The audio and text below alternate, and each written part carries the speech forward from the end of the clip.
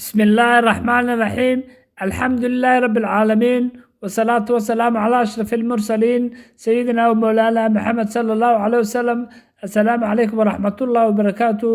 waxaan halka ka salaamayaa dhammaan Soomaali Maxamed meel walba ay joogaan. Waxa inooga sii socon doona insha Allah gabayadii diiniga ee taxanaha waa gabayadii nabiga amaanka ahaa ee bisha barakeysan ee Ramadaan awgeed ugu talagalay. Waxa gabayga maanta la yiraahdaa aragga nabiga wuxuuna ku bilaabmayaa insha Allah sidan: aragga nabigii udgoona ka awda cadaab ololayse, qalbigood jacayl aan la idlayn karin ugu haysa nabiga, janno iyo aqalka runtee iilka ku iftiishe, uumiyaha kii u mudnaayood afkaaga aadan ka dhiginba, alle kugu jeclaadaayo ogabay ku aflaxdaaye, rasuulkii ayaanta qiyaame ummaddiisa u shafeecayow, rasuulkii intii aan batay udubka tilmaamta u ahaayow,